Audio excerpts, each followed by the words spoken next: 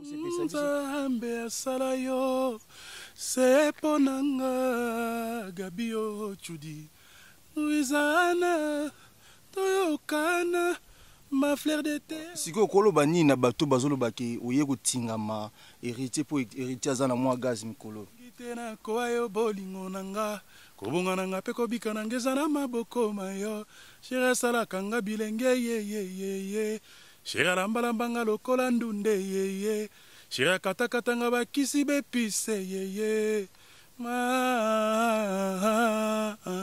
ye bolingo.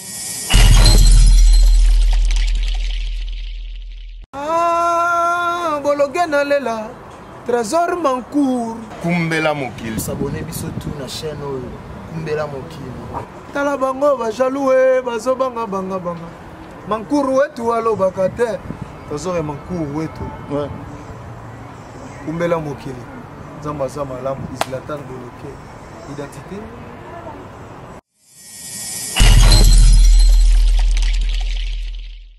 Voilà, chers amis internautes, merci pour Bosé Belé Liboso avec Kranabino Kolanda. Oui, Abino Bomesana Kolanda Ming, le prince de la presse, Trésor Mancour.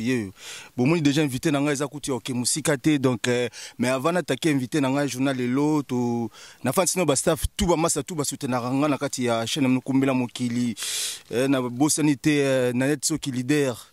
Nathalie Nanette Soki leader, Eric Tente Bamassa tout bozara toujours branché na chaîne Mnukumbela Mokili. Invité dans les déjà wa ezakouti ok musikate. Bonsoir papa. Bonsoir Trésor, bonsoir. Ouais, bonne yo santé. Oui, nga santé ça va, santé kitoko. Ouais. Après confinement, toujours bunda donc ça va, nous sommes ouais. Très bien. Voilà. Maman Tupac au boyebi lelo a commis les mams. Les mams, mais pourquoi les mams? Non mais bon, les mams parce que c'est toujours renouvelé Bama Solo, hein, toujours renouvelé Bama Solo. Donc na préféré qui na départ nanga ya Touro yo nazala na kumbela prénom wana moi sobriqué wana donc ça me fait du bien.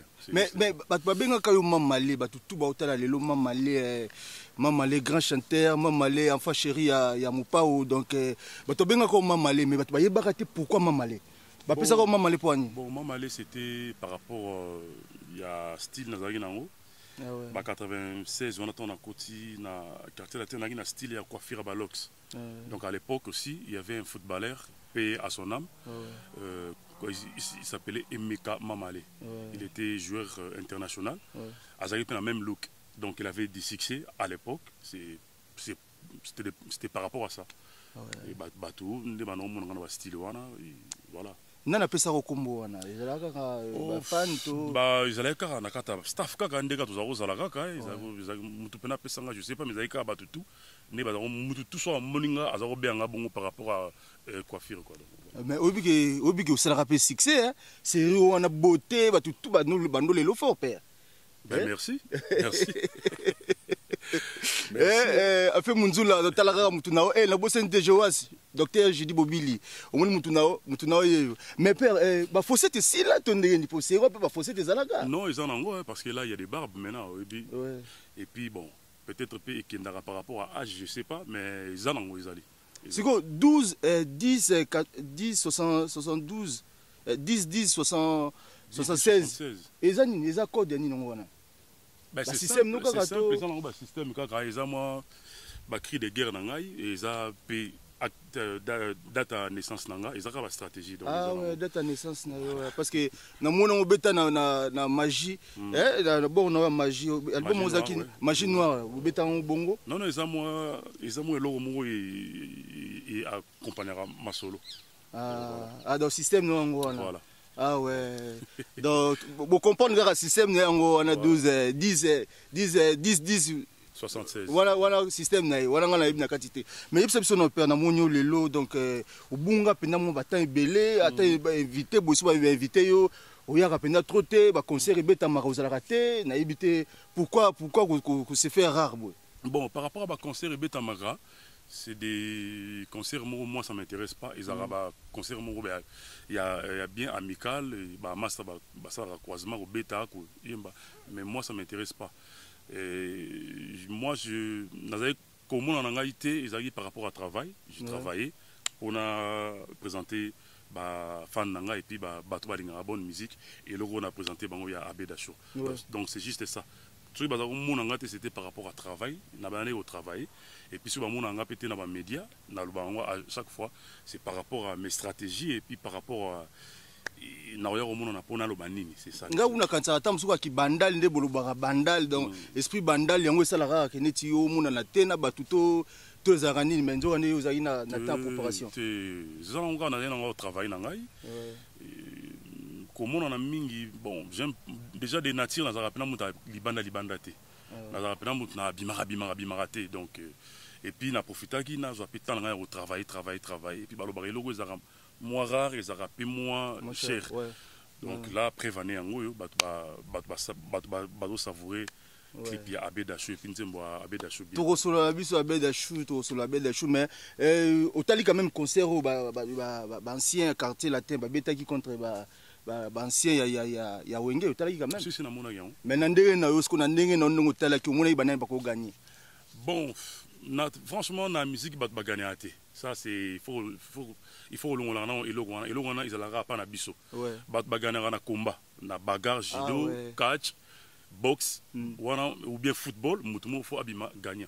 Musique arbitre ce que ça ina. Te mais public na yo peut tala ki ponga pena tala ki batu wala ndabiso parce que ils en a battu au temps au quartier la tezaro beta ba sepelaki. Ils en a battu temps wenge pe beti ba sepelaki. Siko au partage ndenge ni. Mais totalaki na suka msu balembaki okoto balembi koto ngai na landa yango tuté ngai talaki presque ba ambiance ne ezalaki na monaki bata wenge ba betaki très bien na moni quartier latin et betaki très bien donc par rapport à musicalement nga solo par rapport à musicalement donc par rapport à musique et les gars bien ba na monaki plein bat bazaki bat basepelaki donc c'était bien. Voilà. Mais la quartier latin au sala combien chaque deux champs ou bien na force de frappe. Ah ouais, na force de frappe ouais. À côté na mona démonstration mais obigi luketo na mona ile ku na tali on za na te aussi total la clip na ona ya composor na obigi niveau ya luketo na mona ki lelo na za gisomo neto pumwe ezaki ku krini écrit mo bosie na no boka boye. Bon écoute à l'époque c'est la jeunesse aussi et puis mouvement aussi on a faut bouger donc c'était normal quoi, c'était normal mais bon ils en ont encore à battre au monde il y a des trucs ils ont eu puis il y a Robin et Ali à chaud ils allaient au monde il y a vraiment de bouler zoya quoi. Mais na quartier latin au salara combien de temps na quartier latin na côté na 96 na bimi na bokobima na bimi kotikala te ko sala mois break na 2002 je crois. 2002 tant on a eu un poto na 2001 tout le monde a biso sous na rambo na petit ba 2002 on a tous avec après na décidé que na tikana muke quoi. Mais au sala quand même ba vocal et belé na quartier latin. Oui na imbi 3 albums. Mais lelo bat bota la biso na kumbela mokili na bi ke masalangai masalanga idesi lando nando kobosa na raté mai munzula ba olanda biso est-ce que ko sala biso te loko moko boité ata mo vocal moko bosa na quartier latin posons que ça bon batu sur moi idée sur les chemins de la croix nous étions deux et l'auto komi pembeni ya mafuta nzoi bakoyo mama komi wela yo chéri nanga natikala na fer rouge ngana zana veve est-ce que ngana za ils ont barabé aux na attentat je crois mais est-ce que à part on a obéta sur le musute au conseil ambe salayo c'est ponanga gabio chudi uizana toyokana ma fleur d'été oh Noëlla Uniazela Kamandela 27 ans de prison Serge Kadilou Mena Kalouji Pepe Matouba Ville Pambani. Mais si au niveau yembia wa isalinga kutuna na ma chair de poule nzoto parce que pourquoi ça va que au côté déjà na 96 mais ou mais là quand on peut yemba l'album ezaka poani rodage j'étais en train de baser ko rodenga parce que ça mouvement mené sur côté quand on wana mbala mo royate au bandio sala ndenda kuna il faut apprentissage koyeba ezaka ndenge nini après voilà. tant on a zwagi élan yango mo kindaki ti lelo ba résultat tout bonaki mais siko batika ka opwani ozo ba résultat mona ki batu ba na biso pe batika ka quand même batika ki opena ba bige uza susu na nini te opesa na kotika de toute façon na quartier latin ouais kotika de toute façon ils ont mukolo orchestre moto décidera ouais donc ata yemba lwa nzambe ato bina le rôle sur nani soit décidé que voyage auto kendo de toute façon tant on côté na quartier latin to ya raté na ba groupe je parle de quartier latin tant on côté to ya raté pour na voyage to ya pour na ça musala après le reste ya na ngomoko donc na quartier latin na zagi on a te pour na zela voyage ouais prévenir ba tika ngai na yego ya na ngai moko donc voilà ils a calculé mon col orchestre soit le bureau kendo soit le bureau mais ezaka pona nini oyebaka ta biti te pour batika c'était juste parce que selon ba calcul nae il voyait que à mon avis ngana tikala nanu après voilà peut-être c'était juste par rapport à ba planning nae na ba calcul nae na ba idée nae mais siko lelo to solola chana biso kitoko na yo ki boyembi na wata na PCP mbote kuna Abeda Chou. Oui. Idée wana conception en tout cas na félicitations pour na chawana pour niveau na yo ki chawana donc et ça linga bien fort. Idée wana conception wana onoko lobela na kata chawana. Bon en fait nzembo zo lobela ka ndenge oyoki yango ndenge histoire nzembo ezali ndeka to sara ba nzembo conception eza elo mo utaki ezanzo mona bana travailler yango depuis longtemps. Ouais. Depuis longtemps, à travers on a kin, voyage mon na kin à travers on a kin na ye awa, na bano travaillant malembe. Après bon, tito comme à niveau de comme lelo c'est un confinement et na comme luka mutni na oyemba na ye pour to fungola so nzembo ngo pena et sujet. Et j'ai pensé directement à mon frère héritier et puis na bengié, il était souple à répondre à epi tout ça nzembo comme na niveau zasiko donc mais ozolo banini na kata cha ben écoute na expliquer mingi exactement parce que batu nazo ko pousser batu ba yo kanze mwangonde et puis voilà bango mo ba oyeba lisoni za na kati mais nazolo bananga moi sina mobali ya relation amu ya mama mo ka ndenge zalaka et puis voilà c'est batu plus ba yo kango batu plus ba mekapena ko comprendre nzembo bango. Voilà. Si vous avez bani na bateau bazolo baki oye ko tingama héritier pour héritier azana moi gaz mikolo. Bon écoute, c'est normal parce que biso ba congolais tozana na éducation on a té ya kosangana ka ya osala la fit tozaka ngote biso plutôt ezarande ya okabona. Ouais. Kokabona nde mutu ezana kata mutu na biso mais kosangana biso na mutu na biso ezalaka te. Dans tous les pays maramba fitiringo c'est rien ezarana ngo. Et ça rend aussi na ba Côte d'Ivoire na ba Nigeria surtout et ça rend tout le temps tu vas voir artiste c'est comme ça ils rend que c'est que et pas na bisonde mutu tozana mentalité wana te tozana éducation wana te ya kosangana ka to yemba to sangisa culture donc moi na lingaki na salango et puis na banda pe ko salango na zui culture ya héritier na culture ngai na sangisi yango et pesi le pesi donc voilà. Mais est-ce que choix n'a pas hérité ça pourquoi parce que bah monsieur basé belé ah bah carte monsieur écoute la carte là tu basé belé mais choix n'a OK taper mon mot pas hérité. Bon moi je chante ngana yembaka un peu ba deuxième voix ba voici nengeto bengaka na lingena imbana chanteur monga ba moi chanteur moi likolo pour tout ça la différence et j'ai pensé à lui directement. Mais ba soleil bazali wa papa ba soleil bazali bon ils coûte maramba ba quartier latin ou bien wenge ou bien le roteza. Moi j'ai pensé à lui directement parce que je connais le monsieur. C'est un monsieur bien, c'est un gars bien et quand je lui ai appelé à répondre tranquillement to kutani au moins musique ça esprit d'équipe et puis ça état d'esprit aussi. Donc heureusement mutu moko boy parce qu'il y a ça camarade na yo parce qu'il y a ça mutu moko betara place moko parce qu'il y a ça mutu moko boy au salon po batu ba mona ke ah omoni azuka mutu na ye au jouer loko eloko pe ekete donc tant au mutu état d'esprit na état d'esprit na ezan ndenge moko au mona bana ke lo esalemi na simplicité nyonso il est simple moi je suis simple azam mutazane mutaba mindondo te na vandi na pendant tout ce temps en studio j'ai remarqué qu'il est comme moi il est quelqu'un voilà chacun a ses défauts nous sommes dans défauts na mais j'ai trouvé il est humain il est bien. Voilà, j'ai pris moi je préfère travailler avec des gens comme ça que des gens yabamindondo. Voilà, donc, et qui est bien. Et c'est par rapport à. Il y a cohésion, et ça, qui bato ba CPA na boulot ba CPA na ngobo. Donc tout le bagi bato ba ninga no boyimba na bona quartier latin ba bato mingi bato mindono ba na kati. Non, na lobi bongo te. Na lobi bongo te. Et moi je nga na vani na bango. Bato na vani na mingi na bango ba mission quartier latin tous a passé plus temps na bango kutu ke na ba famille. Donc na lobi juste que j'ai pensé directement à lui et Dieu merci na mi kosagité.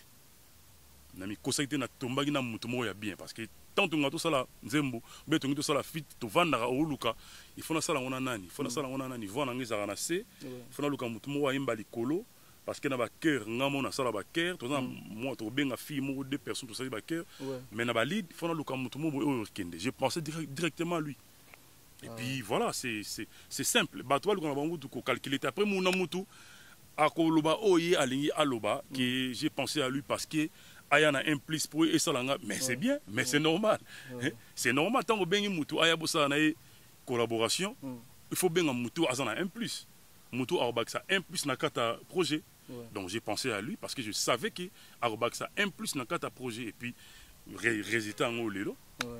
Résultat en lelo, donc voilà. Ce qu'on a quand tu vois na ki be ba voix bassi, ba tu ba beti ba guitare, mais ko bisa biso peso beti na banani guitariste, pour na ki be voix moi si pe na kati tu travailles na ba cœur to sala nga ina fille ya togolaise, c'est une chanteuse, choriste. Après na ba ayemba pe lingala. Non, ayemba lingala. Ah bon, ayemba lingala to comme les textes et puis à chanteuse professionnelle Sali. Et puis na ba instrument to travailler na Brice Malonga na petit frère na Bosensu Combo et puis monter aussi la finalisation nous tout ta salle finale tout ba mixage ba mastering à bâtir sur ba arrangement c'est Lenny Bidens. Donc voilà. Donc voilà quoi. Mais to koyo ka tamwe loko moko pe to koyo ka tamwe loko mo isala biso bien.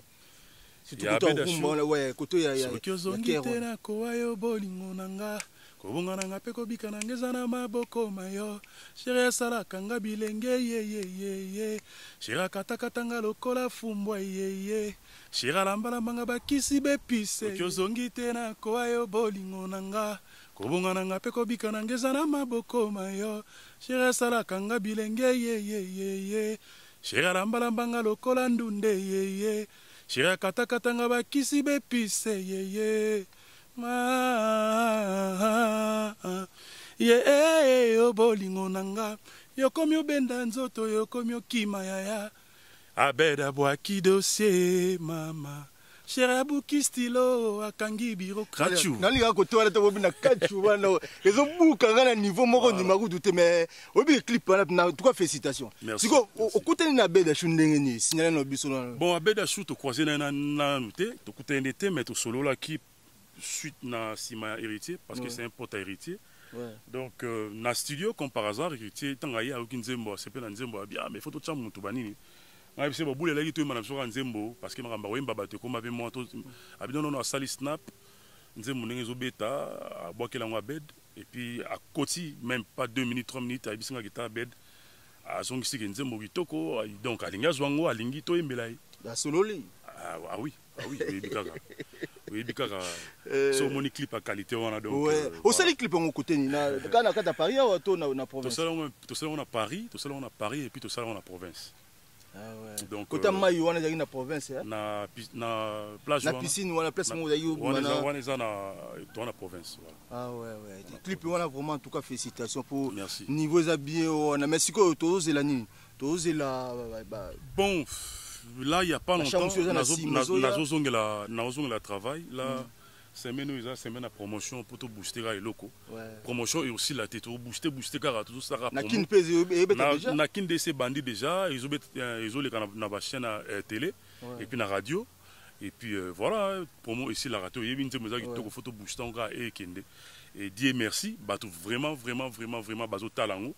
Là, tous on a 5e jour, je crois. Donc déjà presque 23 000 vie donc ils a vraiment il va bien à 5 na bino sous merci bateau surtout bateau abonné et voilà bah projet Zali là petit semaine prochaine j'ai nazo la studio on a continué suite il y a eloko on a préparé on a fait ba qui ba on a oh le biki obeta na mutu so makasi voilà donc mais mutu makasi so tango lo mutu makasi wana donc oh beti na sikwa mutu makasi te oh obeta na oza plus que on a sira ba makasi on a beti na za moto na tembe mutu makasi donc juste le but obeta so na mutu makasi c'est-à-dire la série continue wana ozonga na quartier la tête o kezo susuna quartier latin za ils a parlé langa to ozonga na wenge po ozo suna wenge parce que na wenge na temps aussi totali to mona lo la faire il faut to le artiste congolais artiste congolais parce que donc on a le bon papa ba clan wenge clan quartier latin clan zaiko moi je préfère pas moi-même héritier je le considère pas comme monsieur à maison mère je le considère comme héritier Watanabe artiste africain artiste congolais. Voilà, tant à na drapeau à maison mère, à na drapeau na yé. Et puis, mutu a auto na maison mère. Là, ils a fierté à bana maison mère. Mais les lots azo véhiculé comme on a et puis voilà. Mais prochain fite rosa oya et aux artiste congolais à monene et puis voilà batu zela ba on a surpris ba on a bien musala bien mais siko na kati ya nakata studio tant obeta chant o difficulté ni o héritage d'agnon parce que obetisi chacho ya beta mingi style na biso wenge mais obetisi chacho difficulté ni azali na kati bon yerutu assez on yoki pena ya kei pena na akoti pena na kati ya chambre pena voilà assez qui au sentir AMB défonacé et ça il au mot ayemba plus tenacé ya yemba mingi likolo tant azoyemba il avait pas de difficulté mais ayebsa nga bi franchement et ça nga tout bien comme ça na yemba pe na C et ça la paie bien et so moni ba place mso ayembi na C so la dinze mo bien ayembi likolo pe na ayembi na C donc ayembi ndenga na yemba ki ndempo to saka bongo nzemo nga na yemba ki mo bimba après to kaboli ya yemba awa avec la difficulté c'est un professionnel c'est un grand chanteur c'est un professionnel aye ayoki nzembo une fois deux fois trois fois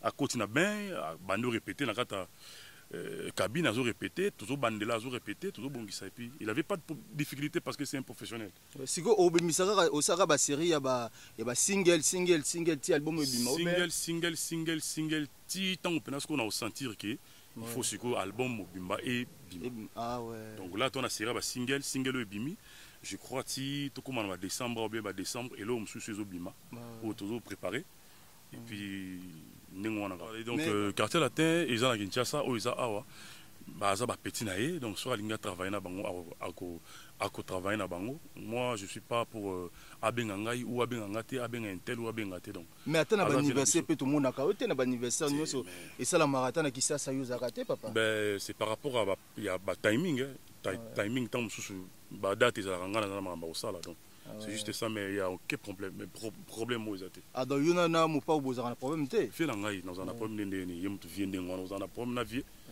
aza fait la ngai dans un problème ndeni mais pour la sonnetie on go pese conseil moko par rapport ya ndulu yo ko lo bandeni stratégie ni ko pese pour beta ndulu bien bon via ça muta stratégie déjà et puis il a beaucoup d'expérience que moi na ko pese conseil té na ko pese ka bonne chance té moi mon ki pa beta munda mukolo pa bina bon wana tant sous tant tozana yi tant tozabiso mbale na ko pesa moi idée moko vie moni faut boy mais na micro boy vient na ko baraga vie azana expérience belé il a voilà azana carrière moulay koleka ngai na conseil na ko pesa boy té na micro donc elo nga na ko pesa ka boy za bonne chance et puis toza ko espérer que ego simba nzamba osunga e osimba mais ceux qui pesa ba stratégie sur pesa idée tant to zana na pesa na boule mais bana y a peu beaucoup déjà te banda to monanité mais to mona na biso mais to comme na biso na suka poto 6 na biso na yo na bosani papa na yebite so yo ki sango ya ma yo libiso ya